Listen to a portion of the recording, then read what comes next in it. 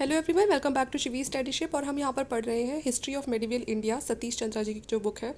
और इसमें हम कवर कर रहे हैं चैप्टर 13 को, consolidation of Mughal empire, age of Akbar. इससे पहले ऑलरेडी पार्ट फर्स्ट में हम इसमें जो अकबर का जो इनिशियल टाइम पीरियड था उसके बारे में काफ़ी कुछ डिस्कस कर चुके हैं। और इसमें जो हमारे टॉपिक रहने वाले हैं वो है early expansion of the empire, और किस तरह से जो अकबर है वो राजस्थान और गुजरात को भी अपने एम्पायर में शामिल करेगा। वो सारी चीज़ें हम इस लेक्चर में देखने वाले हैं। अगर आप पहली बार चैनल पर आए हैं तो प्लीज़ मेक श्योर आप चैनल को सब्सक्राइब कर जाए, और वीडियो अच्छी लगे तो प्लीज़ लाइक ज़रूर करें। Early expansion of the empire time period रहेगा 1560 से 76 तक का। तो देखिए, हमने बैरम खान के टाइम पीरियड में देखा था कि किस तरह से वो जो मुगल एम्पायर था उसको कंट्रोल कर रहा था। अब हम देखेंगे कि कैसे जो मुगल एम्पायर है वो एक्सपेंड करेगा। तो during Bairam Khan's regency the territories of the Mughal empire have been expanded rapidly. तो बैरम खान के टाइम पीरियड से ही जो मुगल एम्पायर था वो धीरे धीरे बढ़ना शुरू हो गया था, उसने एक्सपेंड करना शुरू कर दिया था। Apart from Ajmer, an important conquest during this period was at Malwa. Ajmer के साथ साथ जो मालवा था वो भी बहुत इंपॉर्टेंट कॉन्क्वेस्ट था। Malwa was being ruled at that time by a young prince Baz Bahadur. उस टाइम पे ये जो मालवा था, इसको जो रूल करने वाला जो रूलर था उसका नाम था बाज बहादुर। और ये काफ़ी उस टाइम पे इसको जाना पहचाना जाता था, क्योंकि इसे म्यूज़िक और पोइट्री का बहुत शौक था। Stories about the romance of बास बहादुर एंड रूपमती, इसकी और जो इसकी वाइफ थी रूपमती, इनकी जो रोमांस की स्टोरीज थी उस टाइम पे वो बहुत फेमस थी। और रूपमती की जो थी, ये जो रूपमती जो रानी थी, ये अपनी ब्यूटी के लिए बहुत फेमस थी। साथ में म्यूज़िक, पोइट्री, इन सब के लिए भी जो बास बहादुर और जो उसका एम्पायर है ये जाना जाता था। During his time Mandu had become a celebrated centre for music, और जो मांडू है उसको एक सेंटर फॉर म्यूजिक माना जाता था। The army however had been neglected by Baz Bahadur, लेकिन इन सब चक्करों में जो बास बहादुर था उसने आर्मी पर ज़्यादा ध्यान नहीं दिया। The expedition against Malwa was led by the Adham Khan, son of Akbar's foster mother Maham Anga. तो हमने लास्ट लेक्चर में भी पढ़ा था, जो अकबर खान की फॉस्टर मदर थी महामंगा, उनका बेटा था ये आदम खान। इसने ही मालवा का जो एक्सपेडिशन है वो किया था। बाज बहादुर वॉज बैडली डिफीटेड, और यहाँ पर जो बाज बहादुर था वो काफ़ी बुरी तरह से हार गया था 1561 में। And the Mughals took valuable spoil including Rupmati, और यहाँ पर मुगलों ने जो भी वैल्यूएबल चीज़ें थी या तो उनको ख़राब कर दिया था या फिर उनको अपने साथ ले आए थे, और जिसमें रूपमती भी आती थी। However she prefer to commit suicide to being drag to Adham Khan's harem, लेकिन रूपमती ने सोचा कि मतलब वो क्या करे कि इससे पहले कि वो मुगलों के हाथों से लगे, वो क्या कर ले, वो सुसाइड कर ले, कि जिससे कि वो नहीं चाहती थी कि वो आदम खान के हरम तक पहुंचे। हरम एक ऐसा एरिया होता था जहाँ मुगलों में, कि जहाँ पर जितनी भी सारी जो औरतें होती थी, इनकी वाइफ हैं या फिर इनकी बेटी हैं, जो भी हैं, वो सारे इस हरम में रहते थे। Due to the senseless cruelty of Adham Khan and his successor, there was a reaction against the Mughal which enabled Baz Bahadur to recover Malwa. अब यहाँ पर मुगलों ने जो ये मालवा था इसका इतना बुरा हाल कर दिया था कि बाज बहादुर हारने के बाद भी, लेकिन उसको फिर भी इतना ज़्यादा गुस्सा आया उनकी क्रुएलिटी देख के कि उसने वापस से मालवा को क्या कोशिश करी, रिकवर करने की कोशिश करी। After dealing with Bairam Khan's rebellion, Akbar sent another expedition to Malwa. अब जब बाज बहादुर ने वापस से मालवा को फिर से रिकवर कर लिया, तो यहाँ पर अकबर ने क्या करा, फिर से मालवा की तरफ जो दूसरा एक्सपेडिशन था वो भेजा। इस बीच उनका जो झगड़ा था, हमने लास्ट लेक्चर में पढ़ा था कि बैरम खान से चल रहा था, क्योंकि अकबर चाहता था कि अब जो सारी पावर है एम्पायर को चलाने की वो अकबर के हाथों पहुंच जाए। तो जैसे ही इसका ये सब बैरम खान के साथ जो भी रिपेलियन थे उससे डील हुआ, उसके बाद तुरंत दूसरा एक्सपेडिशन फिर से मालवा भेजा। बाज बहादुर had to flee and for some time he took shelter with the Rana of Mewar.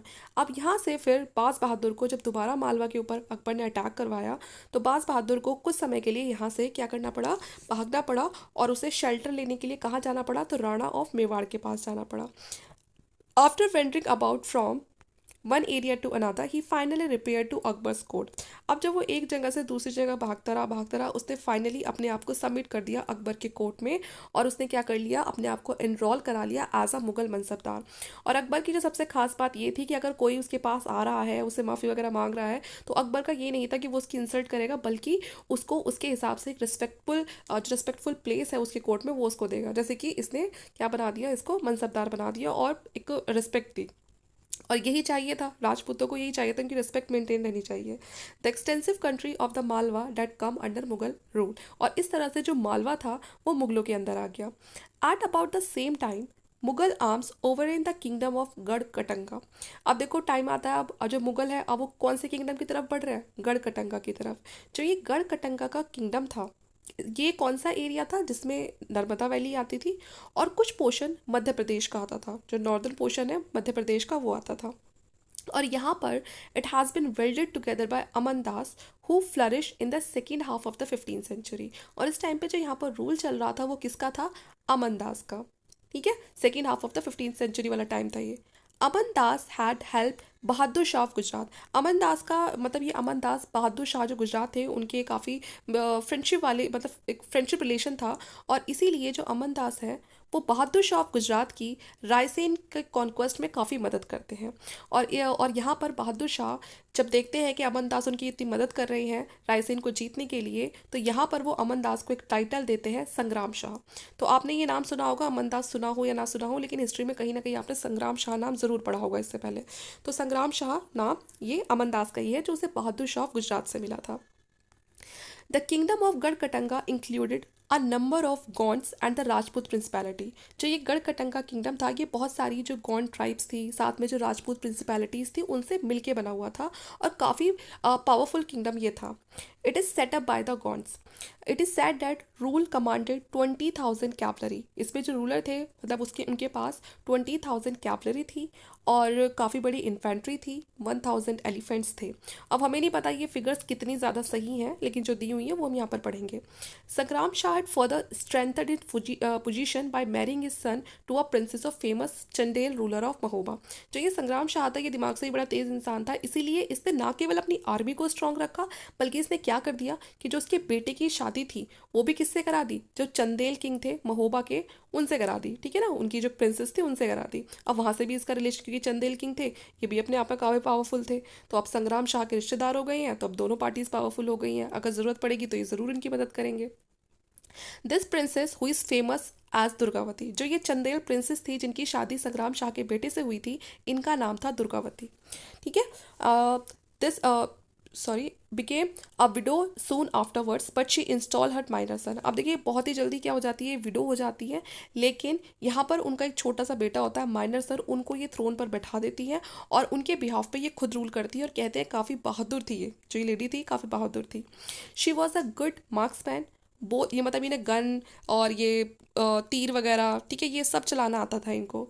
She was fond of hunting. इन्हें वो हंटिंग का भी बहुत शौक था, और ऐसा कहा जाता है कि अगर इन्हें पता चल जाता ना रानी दुर्गावती को कि मतलब टाइगर है, ठीक है, तो जब तक ये उस टाइगर को मार ना दें कि अभी उस जंगल में टाइगर है, उस जंगल में कोई टाइगर देखा गया, तो जब तक ये उस शेर को मार नहीं दिया करती थी, कहते हैं जब तक ये पानी तक भी नहीं पीती थी।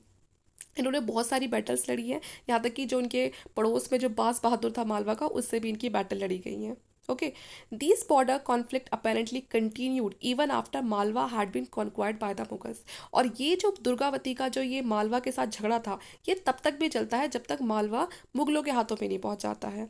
Mean while the cupidity of Asaf Khan the Mughal governor of Allahabad. अब यहाँ पर देखो जो ये गवर्नर था इलाहाबाद का, ये मुगलों के अंडर था ना इलाहाबाद भी, यहाँ पर रूलर था उस टाइम पे असफ खान।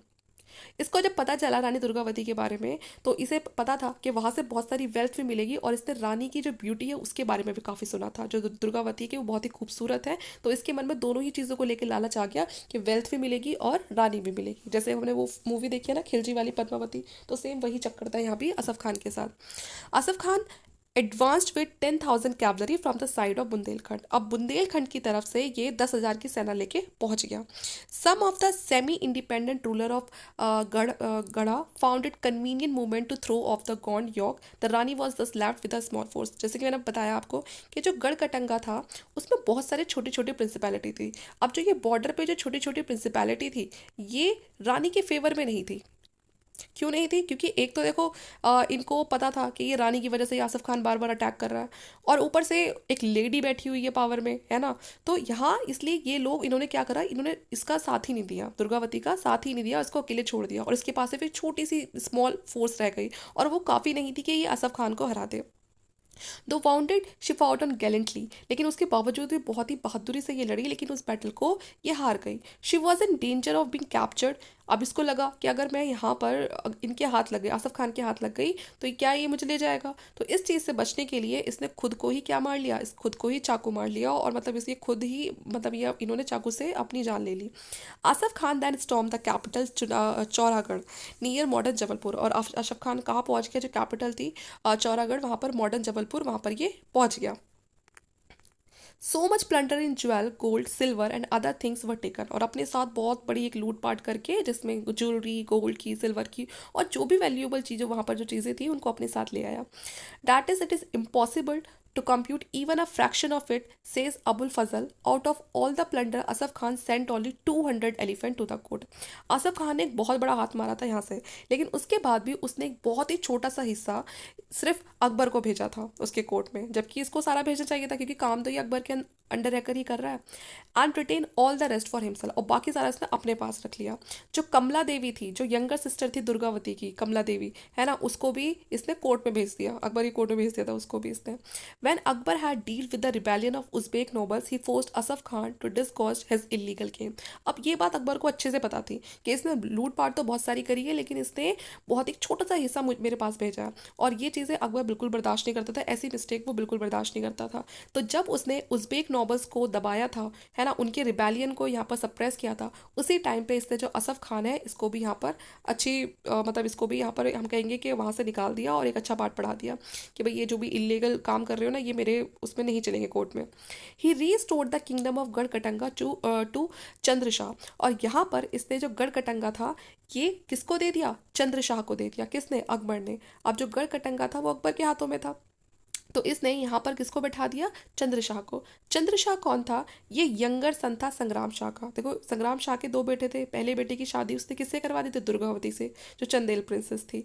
लेकिन जैसे ही दुर्गावती का जो हस्बैंड थे, है ना, उनकी डेथ हुई, उसके बाद तुरंत ही दुर्गावती ने अपने जो उसका छोटा सा बेटा था उसको थ्रोन पर बैठा के वो उसके बिहाफ पे रूल कर रही थी। लेकिन अब यहाँ पर ना दुर्गावती रही ना उसका बेटा रहा, तो यहाँ अकबर ने जो चंद्रशाह है, संग्राम शाह का जो छोटा बेटा है, हम कह सकते हैं दुर्गावती का जो देवर है, यहाँ पर अब उसको बैठा दिया, और उसके आसपास के जो 10 फोर्ट्स थे, ठीक है, जिस जगह पे गढ़कटंगा में चंद्रशाह को रूलर बना दिया, उस एरिया के आसपास जो भी 10 किले थे उन पे क्या करवा दिया मालवा के, कि वहाँ पर जो मुगल गवर्नर्स है वो बैठेंगे, जिससे कि अगर ये गढ़कटंगा में जो चंद्रशाह है अगर ये कुछ अपना मनमर्जी करने की कोशिश भी करे या मुगलों के खिलाफ जाने की कोशिश करे, तो ये जो फोर्ट्स में ये जो इनके मुगल गवर्नर बैठे हैं ना, ये तुरंत इसको सबक सिखा दें।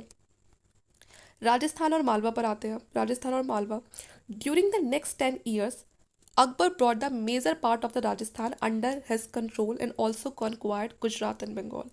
तो इसके बाद ये अगले 10 सालों में अकबर ने एक काफ़ी बड़ा हिस्सा राजस्थान का और गुजरात बंगाल का अपने कंट्रोल में कर लिया था, लेकिन अभी कुछ एरिया ऐसे थे जिनको कंट्रोल करना बाकी था। A major step in this campaign against the Rajput state was the siege of Chittor. Chittor का जो किला था, जो राजपूतों का चित्तौड़ का किला था, वो अभी बाकी था। This redoubtable fortress which had faced a number of siege in its history was consider key to central Rajasthan.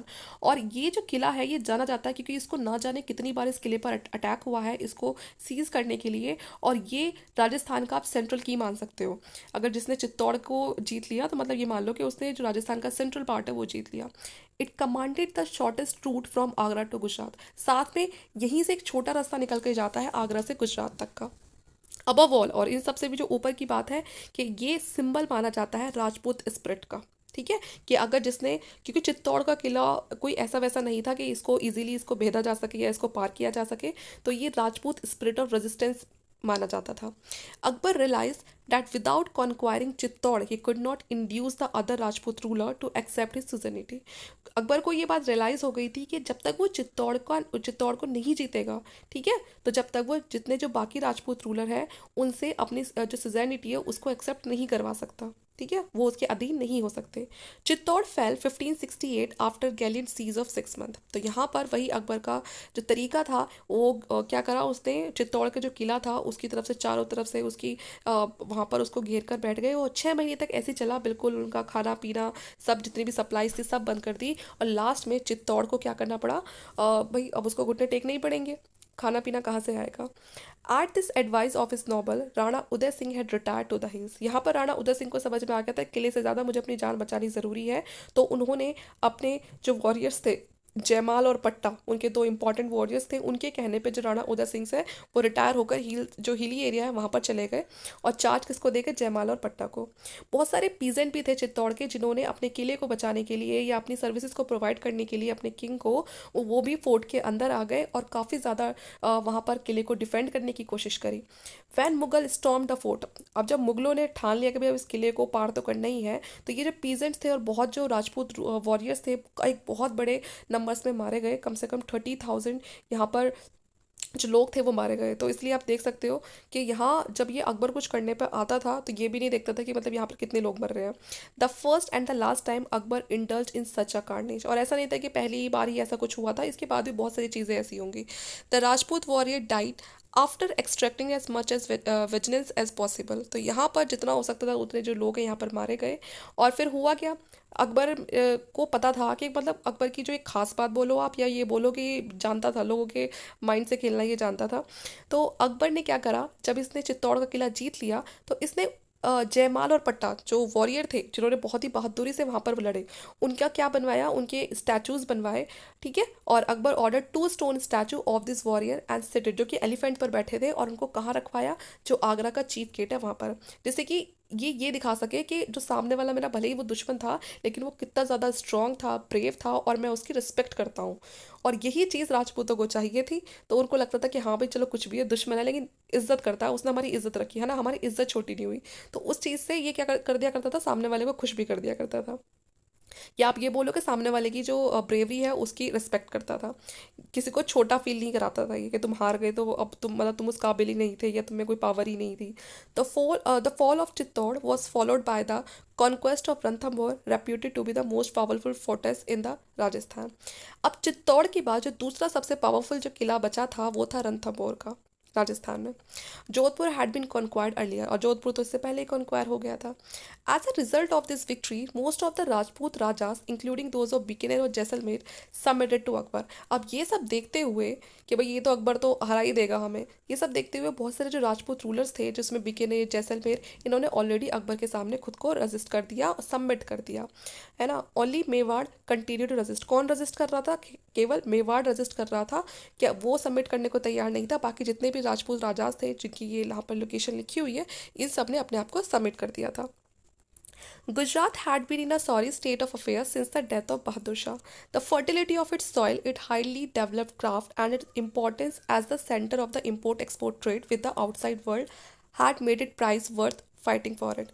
बहादुर शाह के डेथ के बाद अब गुजरात में कुछ भी चीज़ें स्टेबल नहीं थी, लेकिन हम सबको पता है कि गुजरात की जो सॉइल की फर्टिलिटी है, यहाँ का जो क्राफ्ट है, एक्सपोर्ट इम्पोर्ट ट्रेड है, वो ऐसा है कि वो बाहर की जो दुनिया है उसको अपनी तरफ अट्रैक्ट करता है।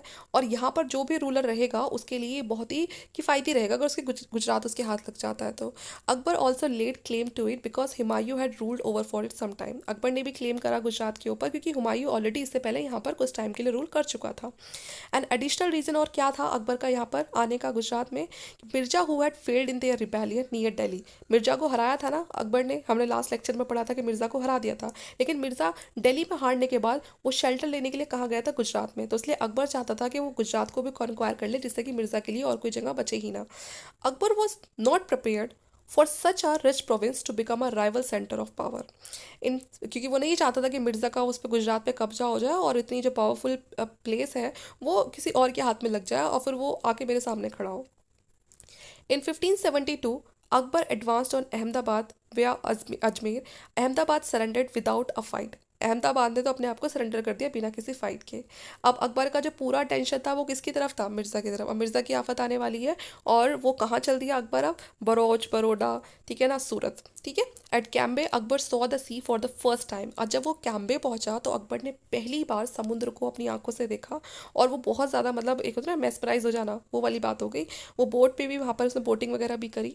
अ group of Portuguese merchant also came and met him for the first time, पहली बार जो पुर्तगीज मर्चेंट्स थे उनसे भी वो मिला।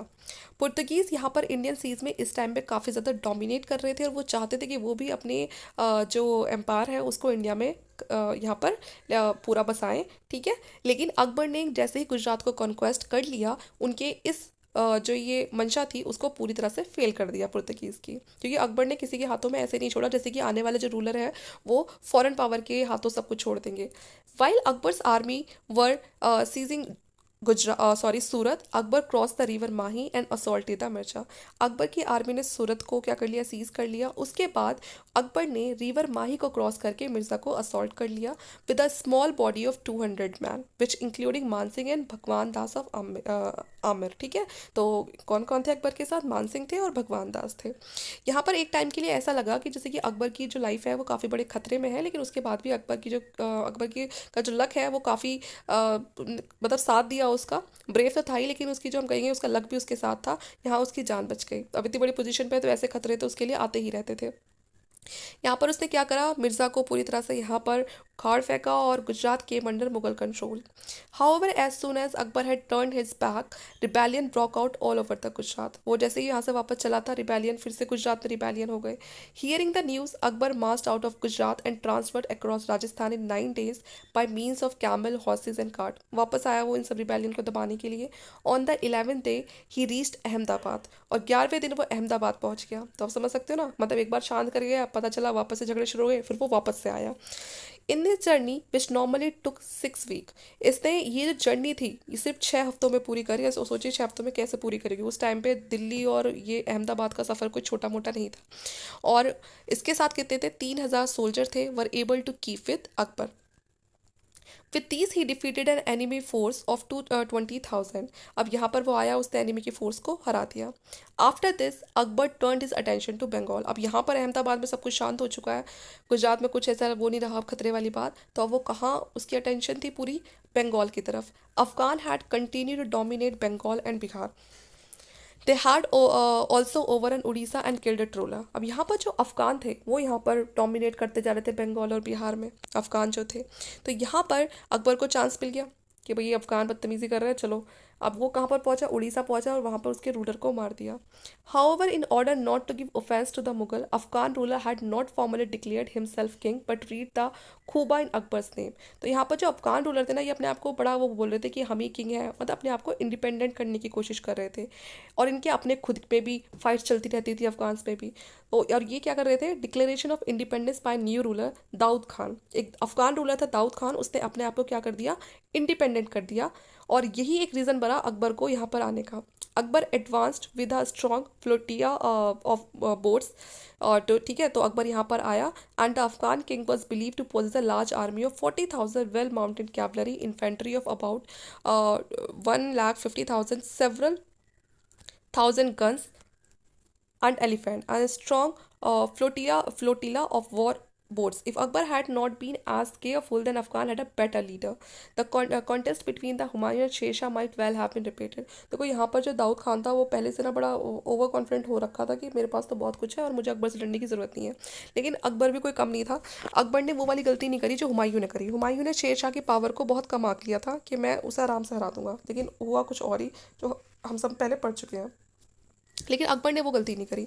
अकबर ने देखो यहाँ पर पहले क्या करा, पटना को कैप्चर करा, then securing Mughal communication in Bihar.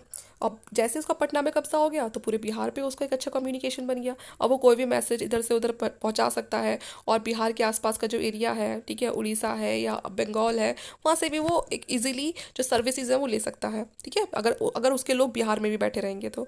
He then return to Agra. वो वापस से फिर आगरा आया और उसने खाने खाना को छोड़ा। ठीक है ना, खाने खाना मुहिम खान एंड एक्सपीरियंस ऑफिसर था उसका इस कैंपेन के लिए। Mughal army invaded Bengal. और मुगल आर्मी ने क्या करा, बंगाल को इन्वेड किया। ठीक है, Daud Khan was force to sue for peace. और यहाँ पर दाऊद खान को मजबूरी में फिर क्या करना पड़ा, अपने आप को सबमिट करना पड़ा।